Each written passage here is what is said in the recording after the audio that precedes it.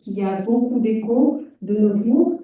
Et donc aujourd'hui, je vais vous présenter, je vais expliquer le fonctionnement de cette IA générative, les enjeux et les promesses. Donc, le plan de la présentation sera comme suit. Donc, je commencerai par faire un aperçu sur l'histoire de l'IA. Par la suite, je vais présenter un concept clé de l'intelligence artificielle qui est le réseau de neurones.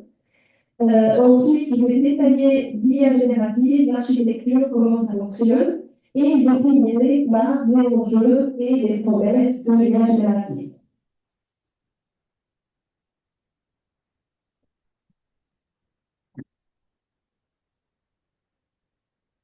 Je vais commencer par une petite anecdote. Donc, en 1770, un marchand de bois prétendait qu'il avait inventé une machine qui est capable de battre les personnes qui savent jouer au jeu d'échecs, donc les champions au jeu d'échecs. Et pour l'anecdote, donc, cette machine elle a réussi à battre beaucoup de personnes, y compris Napoléon. Cette machine s'appelle le truc mécanique. Cependant, 50 ans plus tard, on a découvert que c'était une illusion parce que, en effet, il y avait tout simplement quelqu'un qui est caché dans la machine et qui savait vraiment jouer, bien jouer aux échecs. Et du coup, c'était juste une illusion. Donc, tout ça pour vous dire que depuis le 18e siècle, les gens pensaient vraiment que on est capable de créer une machine qui peut surpasser l'intelligence humaine.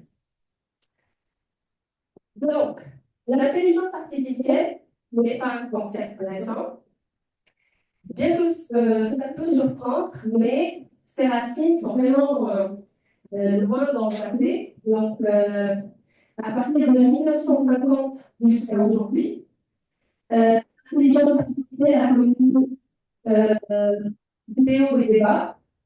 Donc, elle a connu notamment deux périodes difficiles appelées les hivers de l'IA, mais surtout à partir de 2011, avec l'émergence de l'apprentissage profond, que l'intelligence artificielle a vraiment connu un développement et des avancées énormes. Donc, comme je l'ai dit, l'intelligence artificielle a commencé en 1950 avec Alain Tourou, qui a publié son article intitulé Les machines peuvent-elles penser. Donc, ici, il a présenté le fameux test de Turing, là où l'interlocuteur va discuter, va devoir discuter avec quelqu'un et il devra identifier s'il s'agit, si son interlocuteur est une machine ou un être humain. Donc, s'il ne réussit pas à distinguer qu'il s'agissait d'une machine, donc on peut dire que cette machine est intelligente. Donc, par la suite, donc, les recherches en IA ont vraiment commencé en 1952 dans la conférence de Dartmouth avec Marie Mitty et John McCarthy. Et donc, c'est là où le terme intelligence artificielle a été introduit. Donc, par la suite, il y a eu la conception de systèmes de neurones en couches. Et en 1973, il y a eu des avancées en robotique, puisque le premier robot a été inventé. Donc, cette période a connu un optimisme assez fort, mais malheureusement, les résultats étaient un peu décevants. Il n'y avait pas vraiment. Donc, les gouvernements ont beaucoup investi pour les recherches en lien, mais il n'y avait pas de résultats concrets. Donc, pourquoi? Parce que déjà, il y a le manque de puissance de calcul. Donc, les ordinateurs à cette époque-là, ils étaient beaucoup moins puissants que nos téléphones aujourd'hui. Donc, ce n'est pas évident de faire tourner des modèles complexes. Aussi, donc, il n'y a pas assez de données pour faire, pour entraîner les modèles. Et bien évidemment, maintenir ces modèles et les entretenir, c'était assez. Donc, il n'y avait pas assez de progrès et les gouvernements ont décidé d'arrêter les investissements. Donc ça, c'est le premier hiver que l'IA a connu. Donc, en 1980, l'IA revenait en force avec les systèmes experts. Donc, les systèmes experts, c'est des modèles dans lesquels on utilise des règles et à partir de ces règles, on peut avoir des résultats. Donc, ce qui est bien avec les systèmes experts, c'est qu'on peut comprendre le fonctionnement du modèle. Donc, ces recherches-là ont été encouragées surtout par les entreprises, notamment au Japon et partout dans le monde. Donc, entre-temps, il y a eu quelques avancées dans tout ce qui est réseau de neurones, mais les gens étaient plus orientés vers tout ce qui est système expert.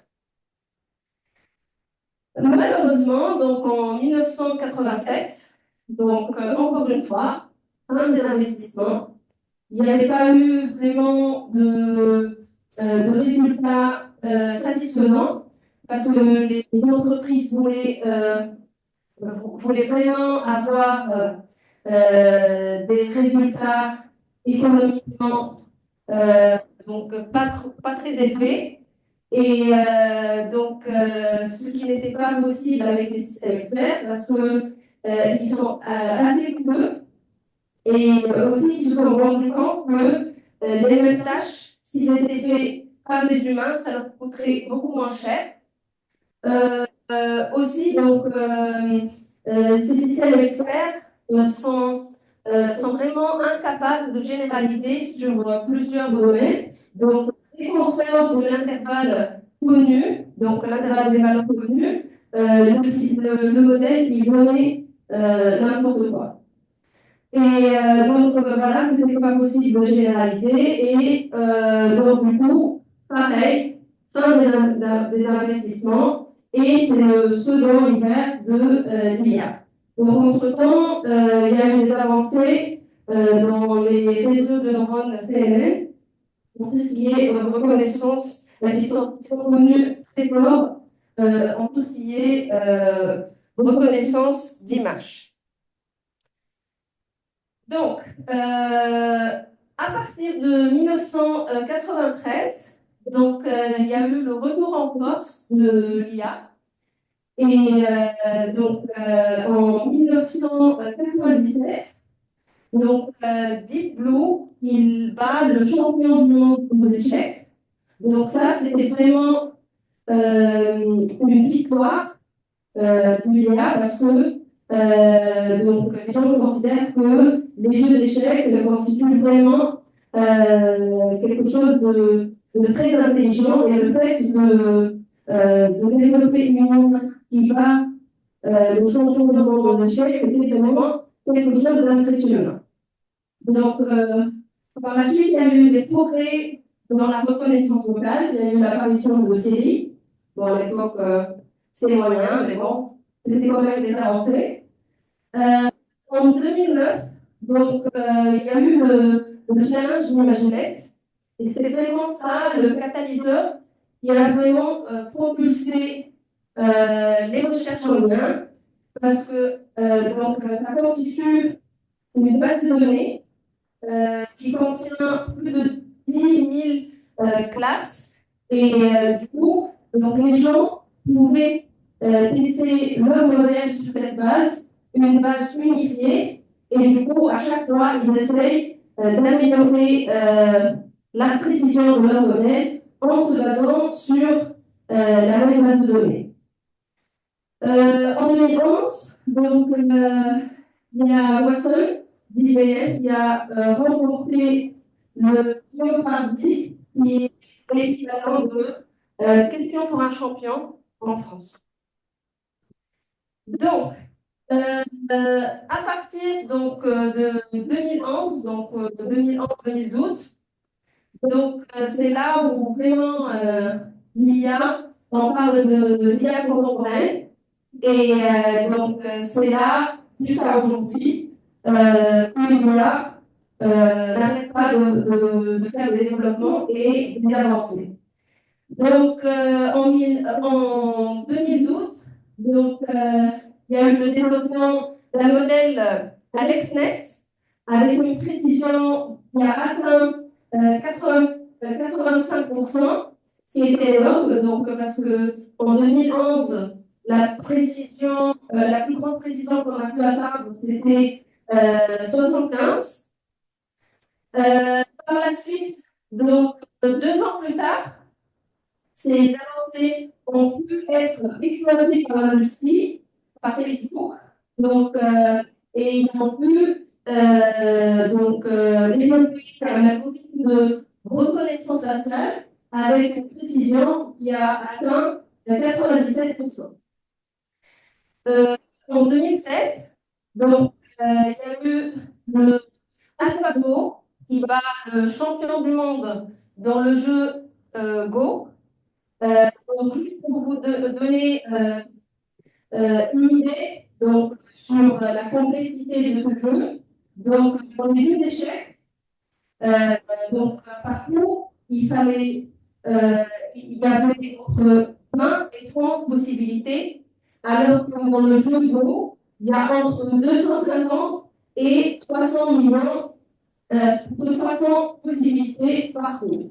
Et du coup, avoir une IA qui bat le champion du monde dans ce jeu-là est considéré comme quelque chose d'impressionnant. Donc, par la suite, en 2018, il y a eu une sortie du livre qui a été entièrement traduit par une IA. Et aussi, ils ont réussi à peindre un tableau qui a été vendu aux enchères. Je pense que c'était plus que 430 000 $.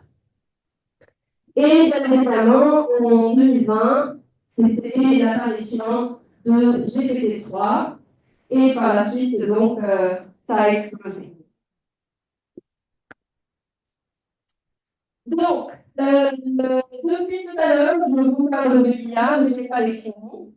Donc, certainement, il y a pas mal de définitions de l'intelligence artificielle. Mais si on prend par exemple la définition de Minsky, qui est le premier à avoir défini l'intelligence artificielle, donc il a défini en étant la science qui consiste à faire aux machines ce que l'homme ferait moyennant une certaine intelligence. Donc, après, il y a pas mal de définitions qui ont été proposées. Pour simplifier, je dirais que l'intelligence, c'est l'ensemble des processus trouvés dans des systèmes plus ou moins complexes, vivants ou non, qui permettent d'apprendre, de comprendre ou de s'adapter à des situations nouvelles. Ça, c'est la définition de l'intelligence. Donc, l'intelligence artificielle, donc là, je donne 2 définitions. Donc, la plus simple, c'est celle de Wikipédia. Donc, c'est l'ensemble de théories et de techniques mises en œuvre en vue de réaliser des machines capables de simuler l'intelligence humaine. Et notre définition, c'est le champ d'étude qui permet aux ordinateurs d'apprendre à exécuter des tâches sans être explicitement programmés pour chaque cas, en se basant sur les données et l'expérience accumulée. Donc, quand on parle de l'intelligence artificielle, il y a deux grandes catégories dans l'intelligence artificielle. Donc, la première catégorie, c'est l'IA symbolique et la deuxième, c'est l'IA collectionniste. Donc, dans l'IA symbolique, c'est l'IA qui englobe les systèmes experts, les systèmes qui se basent sur les ontologies. En gros, c'est des systèmes, c'est des modèles qui sont plus ou moins transparents. Donc, ça s'apprend, donc ils apprennent via des règles bien définies et des algorithmes bien structurés. Donc, la deuxième catégorie, c'est l'IA collectionniste. Donc, cette catégorie, donc, on se base essentiellement sur les données. Donc, le modèle, il apprend à partir des données. Donc, dans cette catégorie, on peut trouver, donc, on trouve le machine learning, l'apprentissage machine, donc une sous-catégorie de, de ce domaine-là, donc on englobe les réseaux de neurones, et une partie donc, assez complexe des modèles qui existent dans cette catégorie sont appelés, est appelé les modèles d'apprentissage profond. Donc, il y a aussi un croisement entre les deux catégories. On appelle ça l'IA hybride. Donc, il y a des travaux aussi là-dessus qui essayent de combiner tout ce qui est modèle qui se base sur les ontologies avec des réseaux de neurones, etc. Donc, nous, dans cette présentation, on va plutôt se focaliser sur la catégorie IA collectionniste. Donc, voilà, il y a essentiellement trois mécanismes d'apprentissage, donc dans l'IA collectionniste. On parle de l'apprentissage supervisé, l'apprentissage non supervisé et l'apprentissage par renforcement. Donc, l'apprentissage supervisé, il se base essentiellement sur des données qui sont labellisées ou étiquetées. Donc, le modèle, il va avoir dans ces données d'entraînement des données labellisées. Dans l'apprentissage non supervisé, donc bien évidemment, il ne repose pas sur des données étiquetées, mais il va essayer d'explorer les données et de tirer des structures et des associations intrinsèques. Le troisième mécanisme, qui est l'apprentissage par renforcement, donc il se base sur un agent qui apprend à prendre des décisions en interagissant avec un environnement. Donc l'agent, il effectue des actions, il reçoit des récompenses ou des pénalités en fonction des décisions qu'il a prises. Et donc l'objectif ultime, c'est de maximiser cette fonction de récompense. Donc, là, je vais donner juste un exemple très simple sur chaque type d'apprentissage, juste pour comprendre le concept. Donc, l'apprentissage supervisé, donc il y a essentiellement deux phases, une phase d'apprentissage et une phase d'utilisation. Donc, dans la phase d'apprentissage, on va avoir un dataset, donc un ensemble de données qui sont étiquetées. Donc, dans cet exemple-là, le modèle il va essayer de reconnaître à partir d'une image s'il s'agit d'un chat ou d'un chien. Donc, évidemment, le modèle il va essayer d'apprendre à partir des données d'apprentissage. Donc, au début, il ne va pas être capable de reconnaître un chat d'un chien, de distinguer un chat d'un chien, mais par la suite, au fur et à mesure, il va s'améliorer et il va réussir à identifier un chat d'un chien. Une fois notre modèle a appris, on passe à la phase d'utilisation et c'est là où on donne une image que le modèle n'a jamais vue et on va voir si le modèle il réussit à bien classifier cette image ou pas.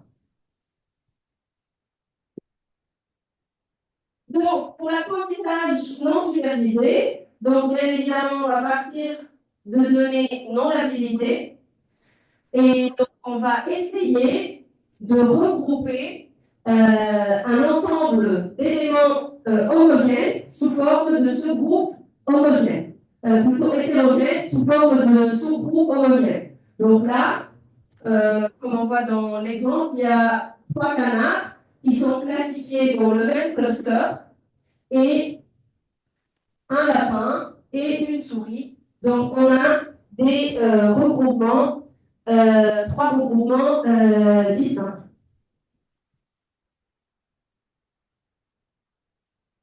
Pour l'apprentissage par renforcement, donc, comme je l'ai déjà mentionné, donc, ça se base sur un agent qui interagit dans un environnement. Donc, l'agent, il va prendre des décisions, il va interagir avec l'environnement et il va recevoir des récompenses ou des pénalités en fonction de la décision qu'il a prise.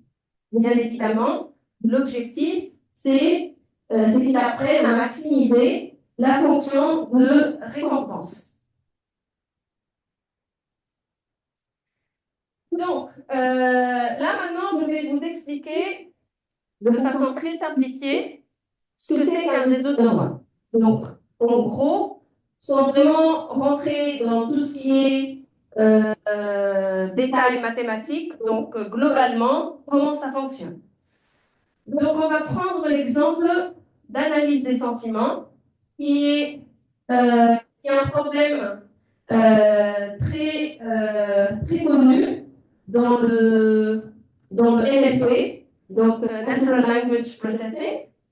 Et donc là, on va essayer de voir comment fonctionne un réseau de neurones pour classifier une phrase,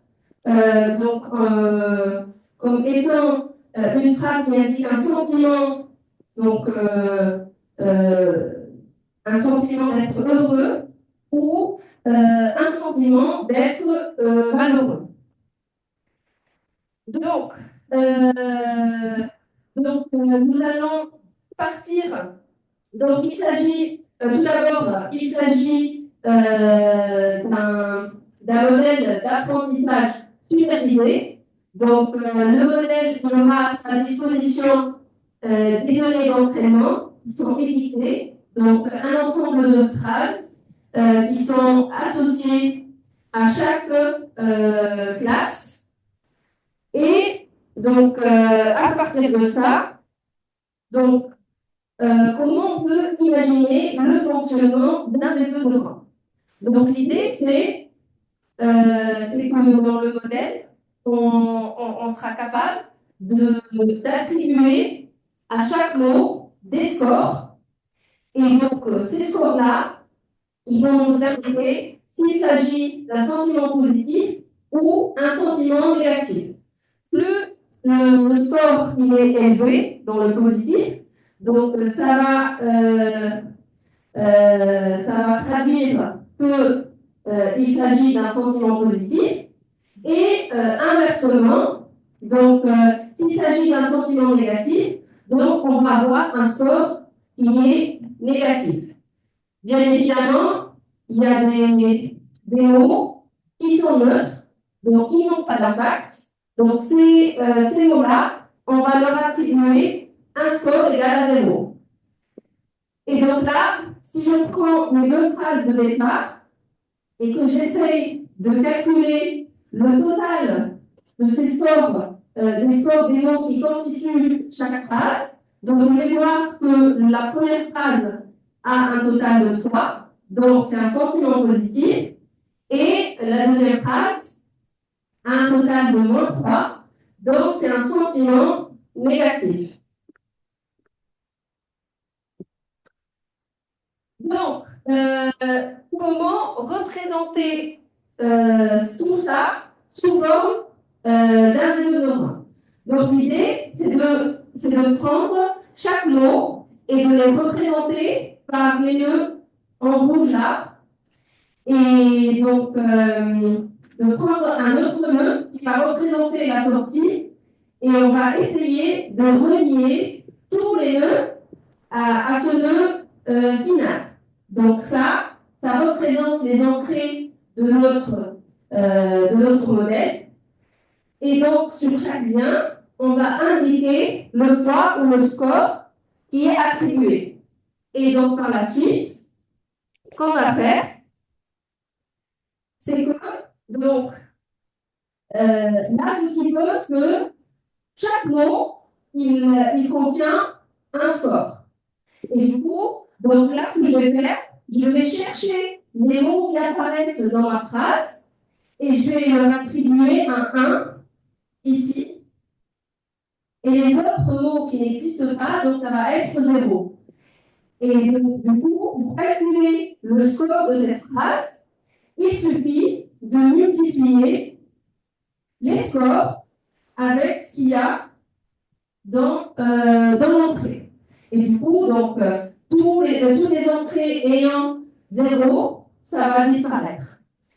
Bien évidemment, donc il y a ce qu'on appelle un biais, c'est juste pour ajuster la sortie de notre modèle et donc on va l'ajouter à la somme de notre score. Donc, ce modèle-là, que je viens de vous expliquer, c'est le perceptron simple. Et donc, pour vous faire l'analogie avec un neurone, donc c'est pratiquement la même chose. Donc, on a un ensemble d'entrées qui sont les valeurs des attributs qui vont passer par une fonction.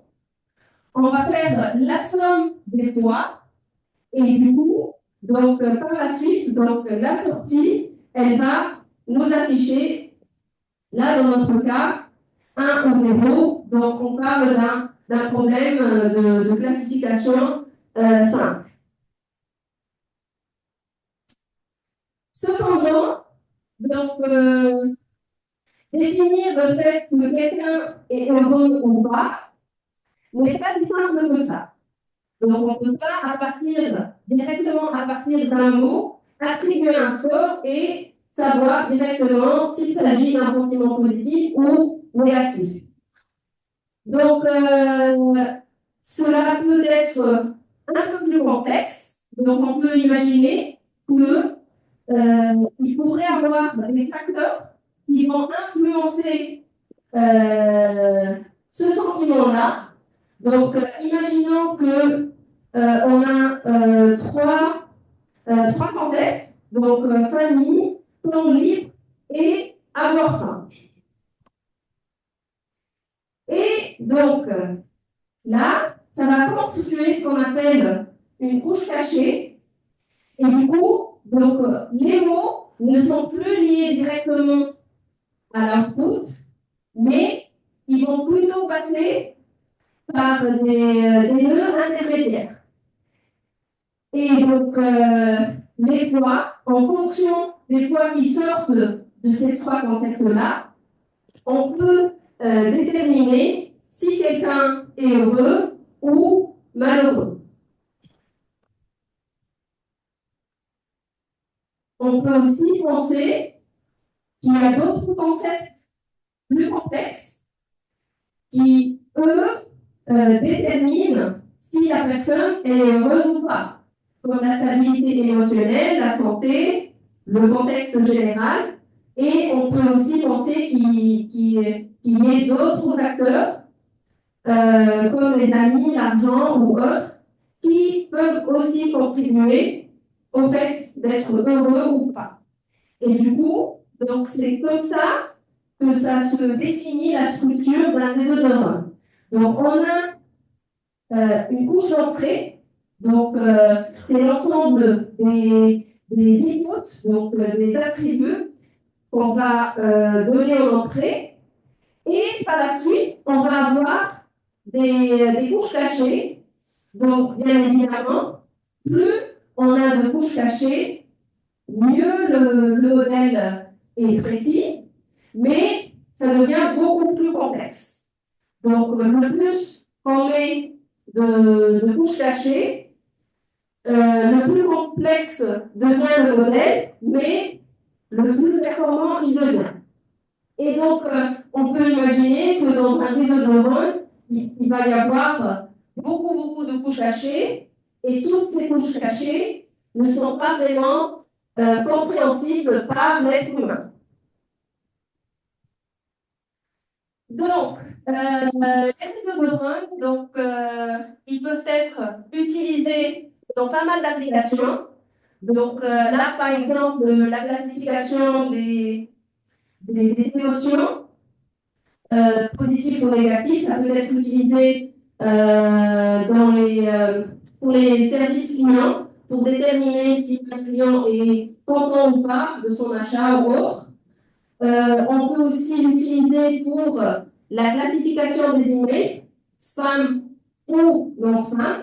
Donc là, je parle d'une classification binaire, donc on a essentiellement deux classes, mais on pourrait aussi imaginer une classification à plusieurs classes, comme par exemple la reconnaissance de l'écriture manuscrite, ou aussi l'autocomplétion que notre téléphone nous propose. Donc, ça se base essentiellement sur des réseaux de neurones. Et du coup, donc ici, la tâche, c'est de prédire le mot suivant. Retenez bien ça, on en aura besoin pour plus tard. Donc, comme je l'ai déjà mentionné, donc un réseau de neurones peut éventuellement avoir beaucoup de couches cachées. Et donc, plus on a de couches cachées, plus on perd plus ou moins le contrôle.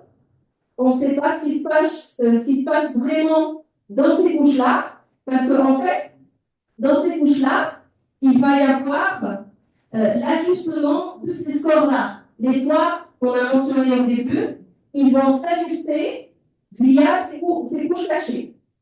Et donc, du coup, le problème majeur avec les réseaux de neurones, c'est qu'ils sont considérés comme des boîtes noires. Donc, c'est des modèles qui se basent essentiellement sur les données. Et du coup, il n'y a pas vraiment de programme derrière ou d'algorithme, mais ça repose uniquement sur les données.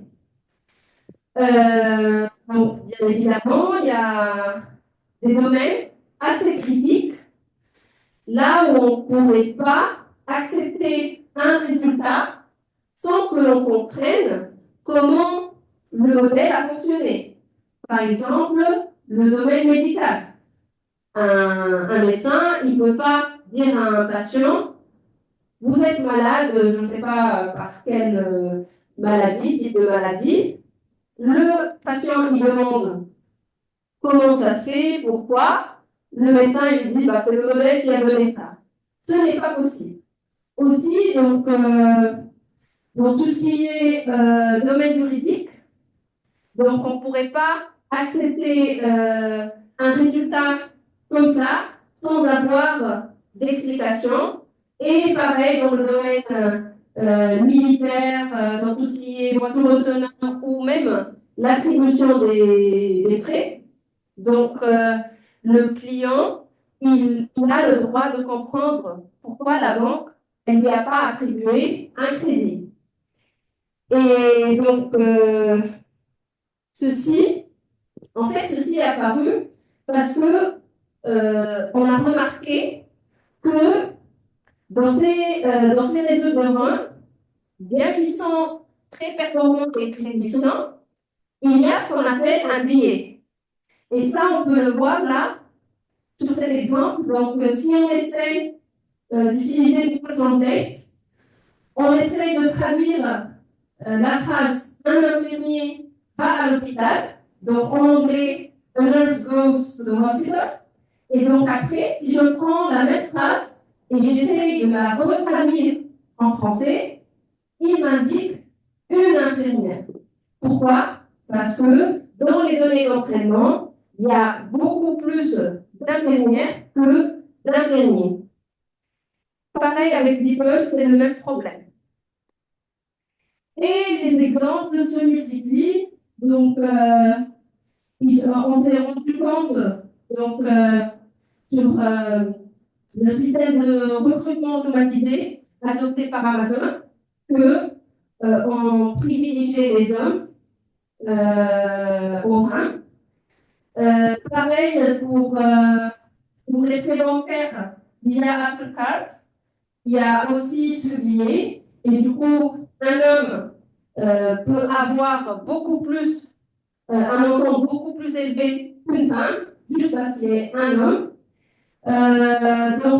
Aussi aux États-Unis, ils utilisaient le système de prédiction judiciaire Compass. Et là, ils ont trouvé beaucoup de biais parce que le modèle, il prédit qu'un homme noir, il a plus de probabilité à être criminel. Pourquoi? Parce que les données sur lesquelles il a été entraîné, il y avait plus d'hommes noirs qui sont criminels que d'hommes blancs. Pareil, donc, dans les voitures autonomes, donc ils ont remarqué que les gens qui portent des vêtements sombres sont détectés avec une précision inférieure que les gens portant des vêtements clairs. Et donc aussi, il y a eu une arrestation, je ne me rappelle plus de son nom, mais il a été arrêté en tant que criminel alors qu'il ne l'était pas. Et donc du coup, parce qu'il était noir, parce qu'il est noir, voilà. Donc, d'où le besoin de concevoir des méthodes et des techniques qui permettent d'expliquer ces modèles-là. Donc, et d'où l'émergence de ce qu'on appelle l'IA explicable. Donc, ça se réfère à la capacité d'expliquer de manière claire le fonctionnement et les choix des modèles d'intelligence artificielle aux utilisateurs humains. Donc, cette méthode, elle consiste à identifier les caractéristiques importantes et les mécanismes sous-jacents des modèles d'IA afin de les rendre compréhensibles pour les utilisateurs. Donc bien évidemment, donc dans les modèles d'IA, dans la catégorie IA connexionniste, il y a ce qu'on appelle un compromis entre l'explicabilité et la performance. Plus le modèle est explicable, moins la performance est. Et inversement, donc plus le modèle est complexe et plus la performance est. Donc là, on peut voir par exemple les arbres de décision sont des modèles qui sont transparents, ce n'est pas des black box. On peut arriver à comprendre le cheminement des décisions dans un arbre de décision, alors que dans un réseau de neurones à plusieurs couches cachées, ce n'est pas évident de déterminer le fonctionnement, d'expliquer les résultats. Donc, l'idée, c'est d'essayer d'expliquer ces boîtes noires, les modèles à boîte noire, et donc de se baser sur ces explications et aussi la prédiction pour prendre des décisions. Donc, on ne doit pas prendre les décisions aveuglement, mais le mieux, c'est d'essayer d'expliquer le modèle, de voir s'il existe un biais dans nos données ou pas, s'il y a un problème dans le fonctionnement du modèle, et par la suite, prendre des décisions. Donc, il y a pas mal de techniques d'IA explicables qui ont été proposées. Donc, je ne vais pas rentrer dans tous les détails de ces méthodes-là, mais c'est juste, je vais vous présenter de façon synthétique, donc comment se catégorisent ces méthodes-là. Donc, on peut, par exemple, catégoriser ces méthodes-là selon la portée. Donc, on peut parler d'une explication globale qui va expliquer tout le fonctionnement du modèle, donc de façon globale, ou on peut expliquer localement, sur quelques exemples, le comportement du modèle. Donc là, on parle d'une explicabilité locale. On peut aussi catégoriser les modèles, les méthodes d'explicabilité selon les entrées. Donc, il y a des méthodes qui sont spécifiques au modèle, donc des méthodes qui sont vraiment spécifiques au modèle à expliquer. Et il y a aussi des méthodes, on appelle ça agnostiques, qui peuvent être appliquées sur n'importe quel modèle.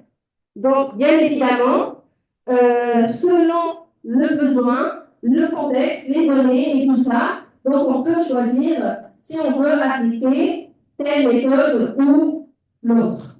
Donc là, c'est juste une vue globale de la taxonomie des méthodes d'explicabilité. Donc, il y a les modèles transparents qui ne nécessitent vraiment pas de méthode d'explicabilité. Il y a les modèles opaques, donc c'est eux qui nécessitent des méthodes d'explicabilité. Donc, autre chose, l'explicabilité, elle peut se faire soit en amont, donc avant de lancer le modèle. Et donc, vous voyez toute la partie feature engineering, donc la partie pré-traitement des données. Donc, ça pourrait servir à comprendre déjà les données et ça explique, c'est considéré comme une méthode d'explicabilité. Et donc, il y a aussi les méthodes qui sont appliquées après, donc qui sont appliquées sur le résultat du modèle. Donc, on appelle ça l'explicabilité post-hoc. Et bien évidemment, il y a pas mal de catégories d'explicabilité. Là, c'est les principes. Et il y a énormément de techniques. Donc, l'explicabilité peut se faire soit via des graphiques, elle peut se faire soit textuellement.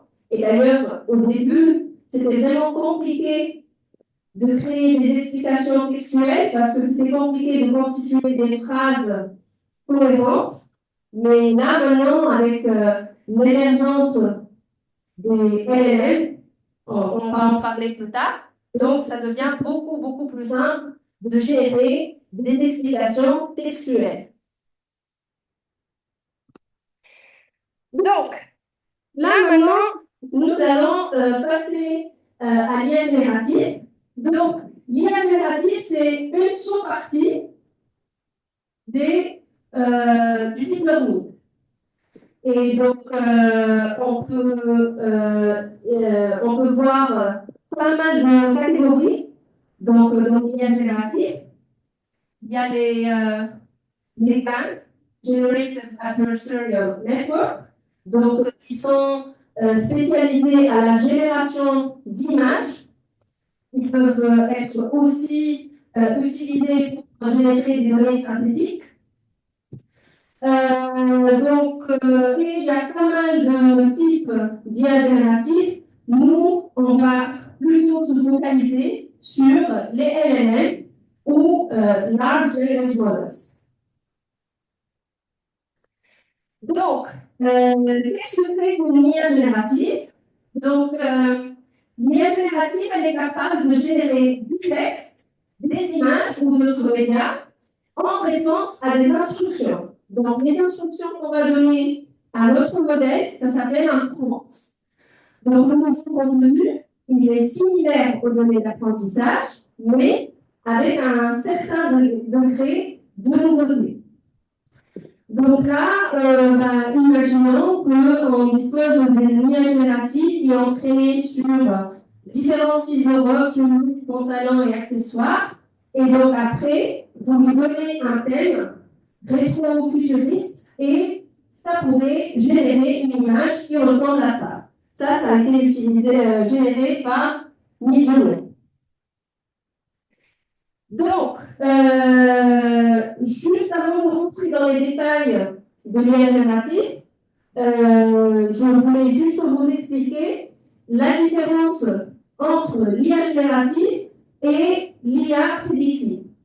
Donc, forcément, elles ont des similarités, puisqu'elles reposent sur des techniques d'apprentissage automatique pour analyser les données. Et aussi, elles utilisent des données d'entraînement, des données passées. Cependant, donc, l'objectif de l'IA générative est de créer du nouveau contenu. Par contre, l'IA prédictive, elle prédit des résultats en se basant sur des données existantes. Donc, il faut juste faire la distinction entre l'IA générative et l'IA prédictive. Donc, toutes les deux se basent sur des données d'entraînement, sauf qu'avec l'IA générative, on a un nouveau contenu. Donc, voilà. Et l'utilisation de l'IA générative, elle peut être appliquée pour la création artistique, la génération de contenu, synthèse des données, surtout aussi pour l'entraînement des modèles. Donc, généralement, les modèles du type réseau de neurones nécessitent beaucoup de données.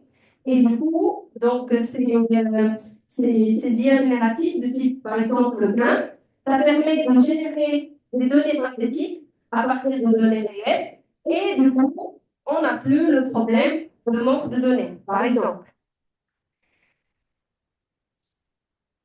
Donc, les LLM, qui est un type de l'IA générative, donc large, donc ça fait référence à l'ampleur des données d'entraînement et à la taille du modèle. Language, c'est pour dire que l'augmentation, c'est le traitement du langage naturel. Et modèle, c'est juste pour dire qu'il effectue des prédictions ou des réponses basées sur des données apprises. Donc, ChatGPT, je suppose que tout le monde connaît, surtout les étudiants. Il y a quelqu'un qui ne connaît pas ChatGPT ici? Sérieux? Ah oui. Il faut que je vienne donner des cours ici. Hein? Mais c'est le plus utilisé, surtout par les étudiants. C'est pour ça qu'il faut, voilà, il faut l'utiliser avec modération. Donc, je vous donnerai des exemples et vous allez voir par vous-même. Alors, donc, ChatGPT, il a été développé, donc, il est sorti publiquement, donc, le 20 novembre 2022. Donc, il a eu une adoption très rapide. Donc, en une semaine, plus d'1 million d'utilisateurs. En 2 mois, il a dépassé les 100 millions d'utilisateurs. Voilà, il a eu un succès immédiat et global. Donc, c'est surtout par rapport à ces réponses qui nous paraissent au départ assez bluffantes.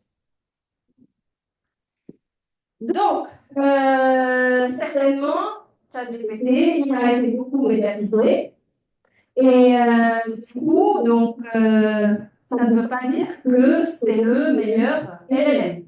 Donc, il y a pas mal de LLM qui, on parle de plus de 100 LLM qui ont été développés, que ce soit par les géants industriels, Microsoft, Amazon et autres, ou les universités telles que Stanford ou Berkeley. Donc, comment ça a évolué? Donc, en 2018, il y a eu le GPT-1, donc il avait en entrée 117 millions de paramètres. Euh, en 2019, donc le GPT-2 avec 1,5 milliard de paramètres. 2020, c'est le GPT-3 avec 175 milliards de paramètres. Et en 2022, c'est 6,7 milliards de paramètres. Donc, vous pouvez imaginer à quel point c'est coûteux déjà d'entraîner un modèle avec tant de paramètres. En 2023, il y a un petit de GPT-4 et ils n'ont pas dévoilé le nombre de paramètres dans ce modèle-là. Alors, donc, ChatGPT, ça s'est constitué de deux mots, chat et GPT. Donc, tout d'abord, c'est un agent conversationnel, donc c'est un chatbot. Et donc, les chatbots, c'est pas quelque chose de récent.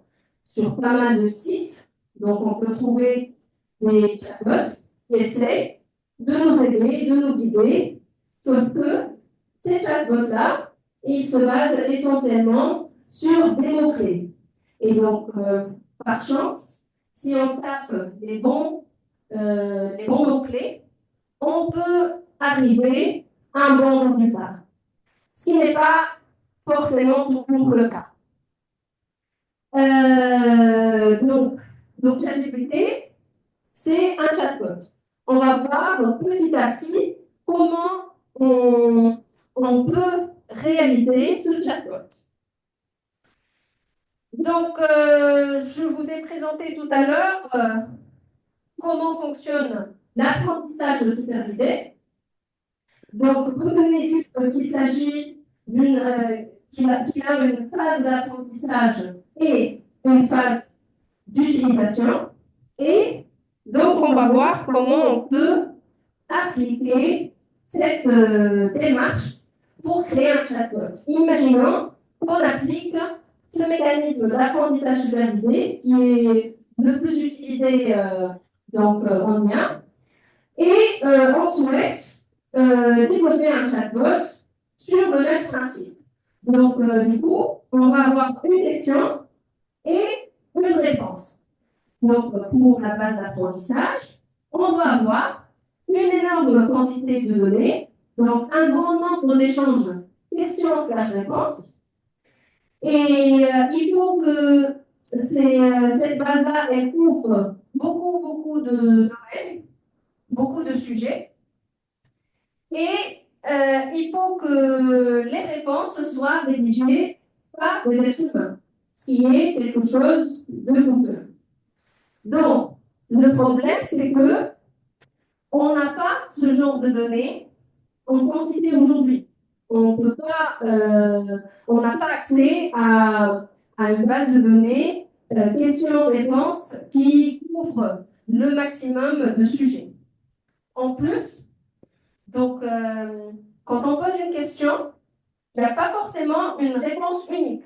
Et du coup, donc, pour entraîner le modèle, donc on va entraîner le modèle, on va lui apprendre que cette réponse est correcte ou pas. Donc, comme pour une même question, il peut y avoir plusieurs réponses qui sont reformulées différemment. Du coup, c'est compliqué de faire comprendre au modèle s'il s'agit d'une bonne réponse ou d'une mauvaise réponse. Troisième chose, donc, bon, il y a pas mal d'entre vous qui connaissent pas ChatGPT, mais bon, je vous dis que lorsque vous utilisez ChatGPT, il y a une certaine continuité dans la discussion. Donc, quand on lance une conversation avec ChatGPT, donc les réponses, les échanges qu'on a eus au début de la conversation peuvent être utilisés pour la fin de la conversation. Et du coup, si on applique le modèle de type question-réponse, donc on n'aura pas cette continuité. Ce n'est pas possible. Donc, du coup, adopter une démarche classique d'apprentissage supervisé n'est pas très approprié. Donc, c'est pour ça qu'on va utiliser ce qu'on appelle un modèle de fondation. Donc, un modèle de fondation, c'est un modèle d'intelligence artificielle qui est entraîné sur une certaine tâche assez générique dans le but d'être ensuite adapté à d'autres tâches plus spécifiques.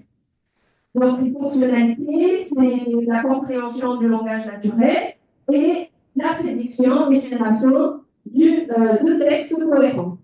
Donc, un exemple de modèle de fondation, c'est le GPT, le Generative Pre-trained Transformer, qui a été créé par OpenAI. Et donc, du coup, ces modèles-là se basent sur une architecture appelée les transformers. Donc, les transformers, c'est des modèles de raisonnement assez particuliers. Donc, notre problématique maintenant, ce n'est pas de répondre directement à une question, mais on va essayer de faire un modèle capable de prédire le prochain mot. Donc, la problématique, elle a changé.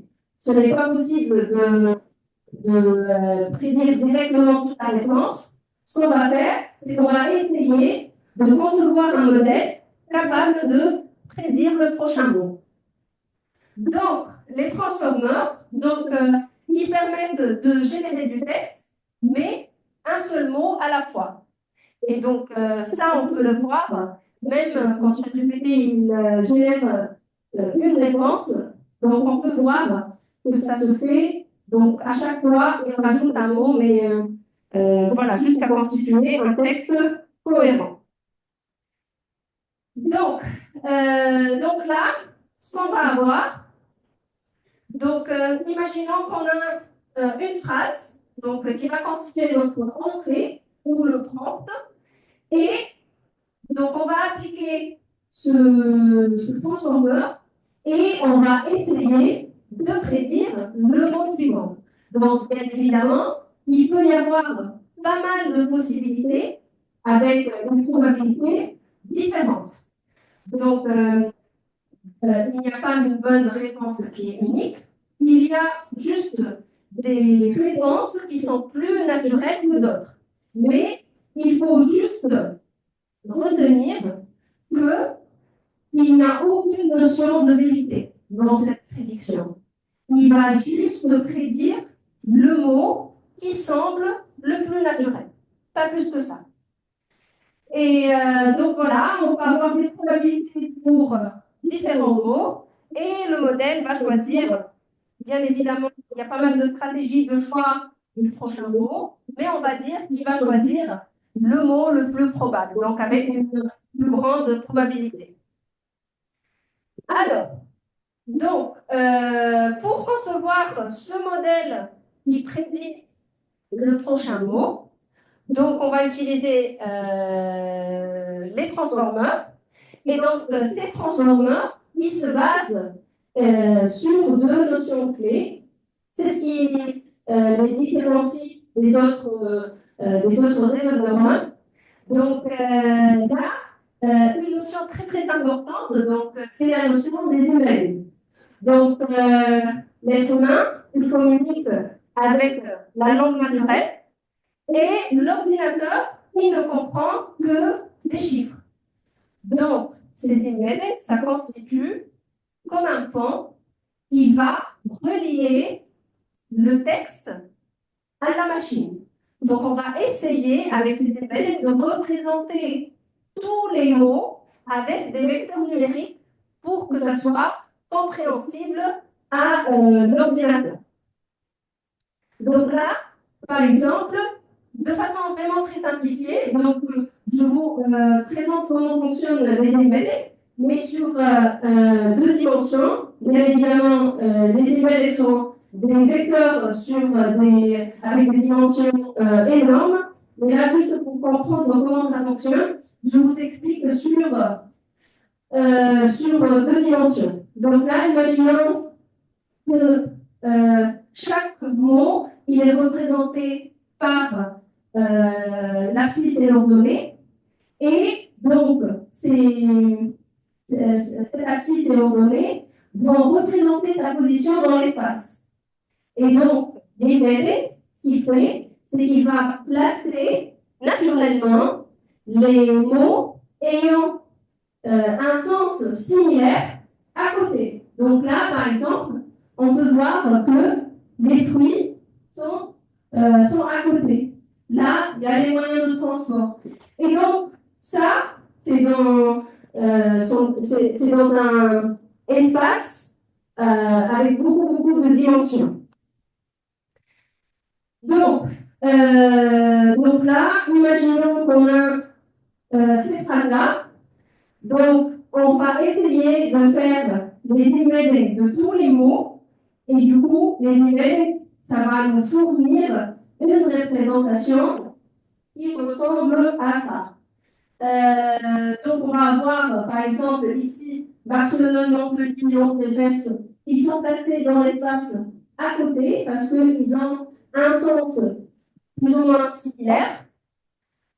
Pareil, donc là, je suis il. Donc, pareil, ça va être proche dans l'espace. Et du coup, donc, si je veux prédire le prochain mot ici, nous décollons pour, donc le modèle, il va choisir des mots dans cet espace, dans cette partie-là de l'espace. Donc voilà, les embeddings, ça permet d'attribuer des vecteurs numériques à chaque mot. Et du coup, on a cette notion de sens. Le modèle, il comprend le sens. Sauf que, si on prend par exemple cet exemple-là, et on suppose que donc, on a ces catégories-là, et on souhaite placer chaque mot dans cette grille-là. Donc, pour les mots, les premiers mots, il n'y a pas de souci, on va les placer sans aucun problème. Par contre, quand je vois le mot Apple, on ne sait pas vraiment ce que ça veut dire. Est-ce qu'on parle de Apple, le fruit, ou l'entreprise? Donc là, il y a une ambiguïté. Donc, d'où le deuxième concept clé sur lequel se basent les transformers, c'est le mécanisme d'attention. Donc, les embeddings tout seuls, ils sont bien, mais pas suffisants. Parce que ça nous indique juste le sens, mais pas le contexte. On n'a pas de conscience sur le contexte. Donc, le mécanisme d'attention, il identifie le contexte dans lequel chaque mot est utilisé. Et il va accorder plus d'importance, donc un poids élevé, aux parties pertinentes de la phrase. Donc là, par exemple, imaginons qu'on a cette phrase-là, on va voir que avec le mécanisme d'attention, ce mot-là, c'est lui qui va déterminer où est-ce qu'on va placer notre mot ici, dans l'espace. Pareil, voilà, pour l'autre phrase, donc c'est le mot orange qui va déterminer la position donc, de notre mot. Donc ça, c'est le mécanisme d'attention. Donc en gros, ce que va faire le modèle, il va essayer toutes les combinaisons de tous les mots, parce qu'un ordinateur, il ne comprend pas si le cerveau humain, il est capable de repérer directement le mot le plus important dans une phrase, mais pas l'ordinateur. Donc il va essayer de calculer tous les poids par rapport à tous les mots. Et donc le mot avec le poids le plus élevé, c'est lui qui va pousser le plus notre mot vers l'endroit approprié.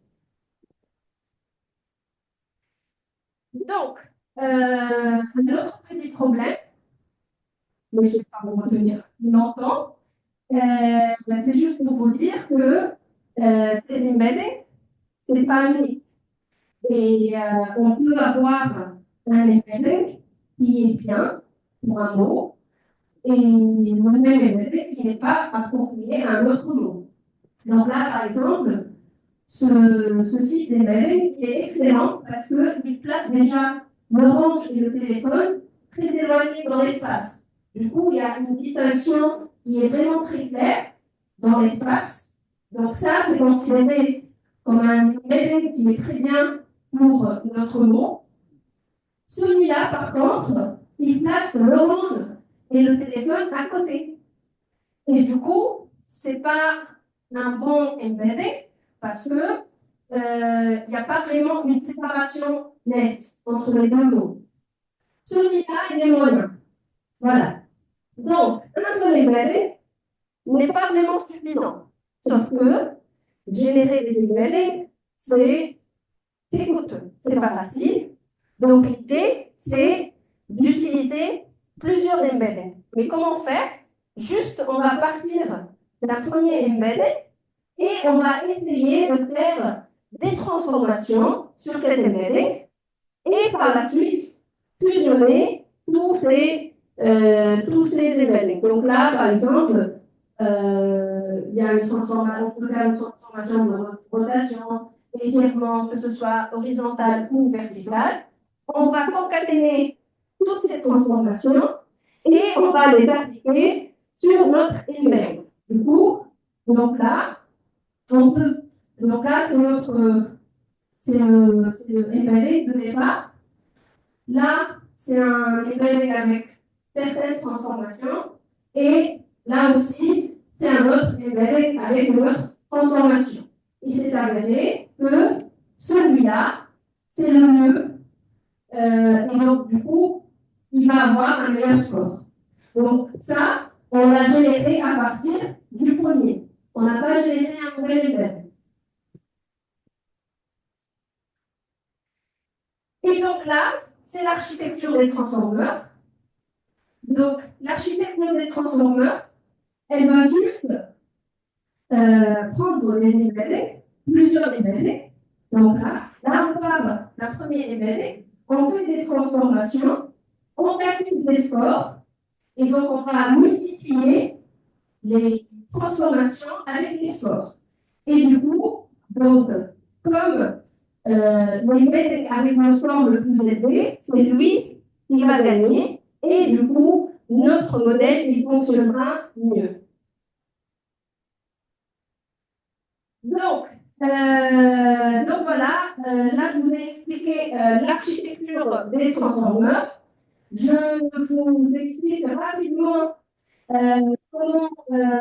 comment va se faire notre phase d'apprentissage. Donc, comme la problématique, elle est maintenant de venir prédire le prochain mot. Donc, le problème, toujours, c'est les données de départ, les données d'entraînement. Et avoir des données annotées, c'est un processus très coûteux.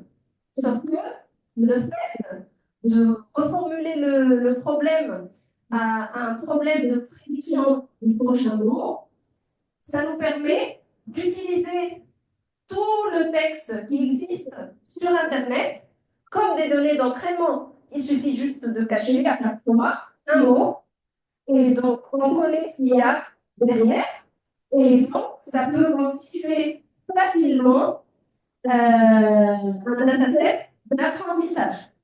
Donc, et aussi à noter. Donc, là, c'est le corpus que j'utilise ChatGPT. Donc, bon, on ne va pas s'attarder là-dessus. Là, je vous montre juste ça pour voir qu'il n'y a pas cette notion de vérité avec ChatGPT. Donc là, j'ai utilisé l'interface Playground juste pour partir sur le mode prédiction du prochain mot. Et là, je lui écris Christophe Colomb discovered America in. Et là, il me sort des dates avec des probabilités. Bien évidemment, la probabilité la plus élevée, c'est la probabilité, la bonne réponse. Sauf que si j'écris Bill Gates discovered America, pareil, il va juste compléter. Donc c'est juste, j'essaie juste de mettre l'accent là-dessus parce que malheureusement, les étudiants, ils utilisent ChatGPT pour chercher de l'information. Ok, ça facilite du temps, ça nous fait gagner du temps, mais il faut toujours vérifier. On n'est pas sûr de l'information qui est proposée par ces LLM. Donc là, voilà. Donc, on peut prédire le prochain mot, sauf que, donc, revenons à la problématique du chatbot, sauf que, donc, le fait de prédire à chaque fois le prochain mot ne veut pas dire que je vais avoir une conversation à chaque fois. Il va probablement compléter, il peut compléter, par exemple, là, il complète par une réponse, ou il peut aussi poser une autre question. Donc, on n'a pas vraiment un chatbot. Donc, l'idée, c'est d'essayer de faire ce qu'on appelle un quick prompt, là où on va lui expliquer qu'il s'agit, par exemple, d'une conversation entre enseignants et étudiants, par exemple, pour qu'ils puissent comprendre qu'il s'agit d'une discussion. Donc, le prompt de ChatGPT, pareil, il n'est pas révélé. Par contre, il y a le prompt de cibler, celui qui est utilisé par Bing. Et donc, là, j'ai pris juste une petite capture sur le prompt, mais c'est vraiment des instructions, c'est, je pense, 3 ou 4 pages d'instructions. Là où on indique ce qu'il doit faire, ce qu'il ne doit pas dire, il ne doit pas dévoiler le nom. Voilà, ça, c'est ce qu'on appelle le pre-prompt. Donc, sauf que, pareil, les pre-prompts, ce n'est pas suffisant pour avoir vraiment un chatbot. Donc, on peut aussi envisager une autre couche pour s'assurer d'avoir vraiment un chatbot. Donc, on peut faire ce qu'on appelle le réglage 1 ou le fine-tuning. Donc, c'est une technique qui peut servir à améliorer considérablement la précision et la fiabilité de GPT. Donc là, on va partir d'un GPT, un modèle de fondation, et on va faire un fine-tuning supervisé. Donc, il va y avoir des réponses qui sont proposées par des humains, et donc on va constituer un modèle fine-tuné, donc qui est Extract GPT, et ce modèle-là, il sait qu'il doit répondre aux questions. Donc, une dernière couche qui a été appliquée, mais bon, c'est la dernière couche, c'est juste pour s'assurer de la pertinence des réponses de ChatGPT. Donc, on a utilisé ce qu'on appelle l'apprentissage par renforcement. Donc là, on va poser des questions et on va essayer de donner des réponses qui sont proposées. Et les humains ici, ils vont juste faire un classement humain. Ils ne vont pas proposer des réponses, mais ils vont juste faire un classement pour que les réponses de ChatGPT ressemblent le plus aux réponses des humains. Donc, ici, je vous montre quelques exemples de réussite de l'IA générative. Donc, il y a Jade, la présentatrice suisse, qui est entièrement générée par l'IA. Donc, ils ont recruté une animatrice pour présenter la météo, ils n'ont pas trouvé. Donc, ils ont juste développé une IA pour présenter la météo. Il y a aussi une chaîne américaine qui est 100% basée sur l'intelligence artificielle. Donc, ça va aller chercher des informations un peu partout via plusieurs sites. Et s'il n'y a pas vraiment de contenu, ça va être généré au fur et à mesure. Il y a aussi une bande de chanteuses qui sont entièrement générées par des IA. Et ça, c'est vraiment très, très populaire en Corée, il me semble. Il y a aussi le Premier ministre euh, qui était en prison. Il voulait faire un discours politique, mais comme il était en prison, donc il ne pouvait pas le faire. Du coup, il a utilisé son avatar et il a pu faire son speech depuis la prison.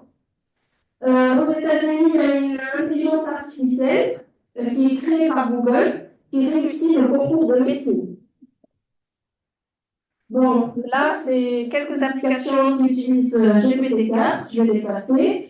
Amazon utilise aussi l'IA pour la publicité. Donc, il suffit juste de taper un prompt, de décrire l'ambiance dans laquelle on souhaite générer la publicité, et en un clic, ça génère pas mal de jolies photos. Il y a aussi Téléperformance qui, qui a connu une chute de bourse. Donc, parce qu'il y avait une entreprise qui a utilisé GPT donc, et pu créer un humain qui a pu remplacer plus de 700 agents dans 2,3 millions de conversations. Et aussi, donc on a vérifié le taux de satisfaction des utilisateurs. Et donc, ils ont trouvé la même satisfaction avec moins 25% de, de demandes répétées. Donc, ça veut dire que l'IA, donc, elle explique mieux que l'être humain. Donc, je vous donne quelques chiffres en France. Donc, pour l'utilisation des Français l'IA générative, c'est bon, je me fini. Donc, il y a 71% des Français qui ont entendu parler des IA génératives. Bien évidemment, beaucoup plus de jeunes adoptent l'IA générative que les âgés. Mais bon, ça c'est en train de se propager beaucoup plus. Juste deux défis, mais vraiment très très majeurs avec les LLM, c'est le problème de seuil de connaissance et le problème d'hallucination. Donc, en ce qui concerne le seuil de connaissance, comme je vous l'ai dit, donc le modèle il est entraîné à chaque fois. Donc, pour ChatGPT, il est entraîné sur les données qui se trouvent sur Internet. Mais sauf que il faut que cet entraînement il se fasse à une date. Ils ne peuvent pas attendre et ils ne peuvent pas aussi faire l'entraînement tous les jours. C'est un processus très coûteux et ça coûte énormément de ressources. Donc, du coup, il faut choisir une date dans laquelle on va faire l'entraînement. Donc, les informations, les événements qui ont eu après cette date d'entraînement, ChatGPT, il n'en est pas question au départ. Hein. Et après, ils ont trouvé une solution. Il y a aussi le problème d'hallucination, c'est que quand le LLM ne sait pas la bonne réponse, on va dire, il va faire un mensonge, mais avec confiance.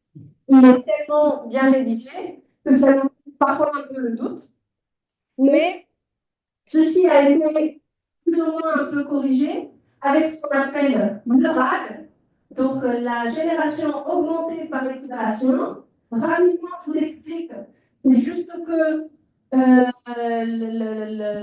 LLM, il se base en plus du prompt, il va essayer d'aller chercher de l'information extérieure et il va rajouter ce qu'on appelle un contexte sur le prompt pour donner un résultat plus précis. Bon, je ne vais pas m'attarder là-dessus, je suis désolée, je vous ai pris beaucoup de temps, mais ça va finir. Donc, risque de l'utilisation de l'IA. Donc, en entreprise, donc là, il y a une enquête qui a révélé que 55% des employés, ils ont utilisé les, les outils d'IA générative sans que leur patron soit au courant. Il y a 40% euh, euh, qui ont utilisé des outils qui sont interdits d'IA générative. Et ça, c'est vraiment dangereux parce que ça nuit à la confidentialité. Donc, on ne peut pas donner les données, enfin, les informations à ces LLM parce qu'on ne sait pas ce qu'ils vont faire avec ces données-là. Ces données-là vont être réinjectées pour l'entraînement suivant. Et du coup, donc, ce n'est pas éthique. Donc, les limites des LLM, donc il y a la toxicité, ils peuvent produire un contenu potentiellement biaisé ou nuisible qui reflète des données d'entraînement. L'hallucination, bien que ça a pu être réduit avec le RAG, mais ça existe encore. Il y a aussi des aspects légaux, parce qu'on ne peut pas distinguer le contenu qui a été généré par une IA de celui qui a été généré par un être humain. Et du coup, en cas de problème, qui va en justice? La propagation de tout ce qui est deepfake, donc voilà, ça, on peut voir qu'il y en a pas mal. Ça s'est vraiment démocratisé avec l'IA générative. La diffusion des fake news aussi. Donc, je ne dis pas qu'il n'y avait pas de fake news avant, mais avant, pour faire un fake news vraiment bien fait, il fallait un spécialiste. Mais là, maintenant, tout le monde peut faire des fake news. Et là, le scandale de Irish Times qui a publié un article par erreur qui a été entièrement généré par une main. Il y a un problème, il y a un risque de cybersécurité. Donc, l'IA générative elle permet de générer, de créer des attaques de phishing plus réalistes et plus sophistiquées. Donc, ça, c'est un problème. Il y a aussi le problème de droit d'auteur. Donc, des outils comme DALL-E, qui référencent des bases de données sans divulgation explicite des œuvres utilisées, posent problème d'attribution. Et donc là, on peut voir les condamnations ou, voilà, qui ont été faites par pas mal de personnes. C'est essentiellement lié au droit d'auteur. Parce que quand on utilise dans les données d'entraînement des données qui ont un copyright, après, donc, ça va générer une nouvelle information qui s'est basée sur ces données-là. Donc là, c'est vraiment problématique. Et donc, voilà, c'est bon, j'ai fini. Je suis désolée, j'ai dépassé, je pense, beaucoup. Et voilà. Si vous avez des questions, n'hésitez pas.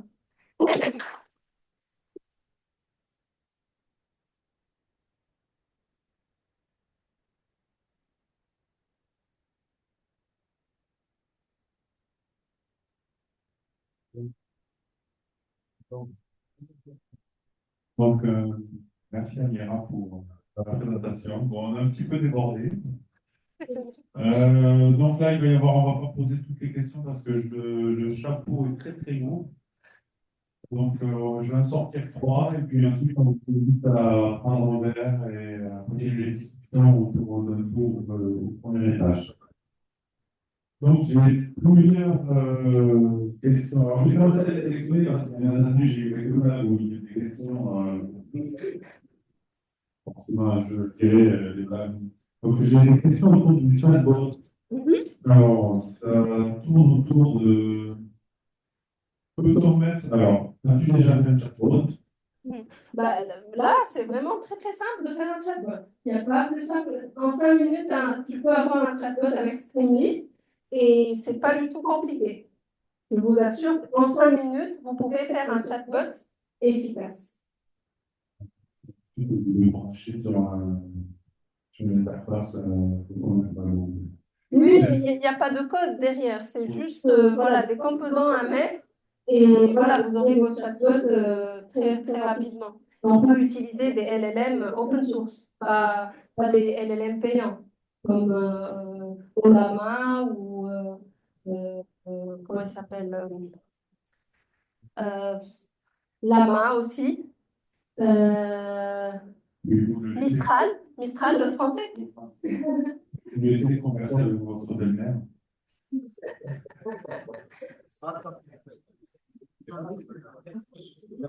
Donc, toujours dans la même veine, peut-on mettre l'intelligence de ChatGPT dans un robot? Alors, ça, je n'ai pas compris la question. L'utiliser pour faire des chatbots, on va ça tourne autour de ça. Alors, il y a une question intéressée. Pourquoi certains modèles de l'IA sont médiocres? Comment faire pour avoir un bon modèle de machine learning? Et donc là, ça sent des personnes qui veulent bien réussir leur projet de SAE. Oui, donc bien évidemment, comme je vous ai expliqué dès le départ, les modèles de machine learning, c'est des modèles qui se basent essentiellement sur les données. Et du coup, la phase la plus importante qui nous permet de bien comprendre nos données, c'est la phase de pré-traitement.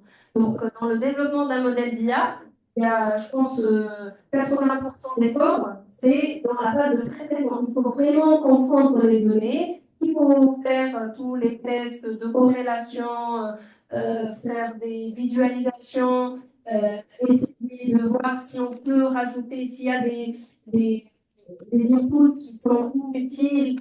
Donc, tout ça, cette phase de pré-traitement, elle nous permet de bien comprendre nos données et du coup de choisir le modèle le plus approprié. Parce qu'il n'y a pas de modèle qui est standard à toutes les données. Chaque donnée, chaque donnée, il y a le modèle qui fonctionne le mieux avec ces données-là. Donc, il n'y a pas de standard. Mais la phase de pré-traitement est vraiment très, très, très importante.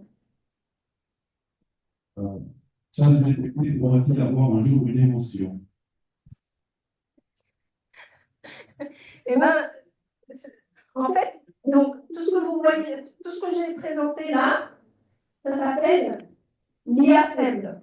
Donc, là où on est aujourd'hui, on a atteint juste 15% de ce que l'IA peut faire. Et là, les recherches, ils sont en train de se faire sur ce qu'on appelle l'IA forte.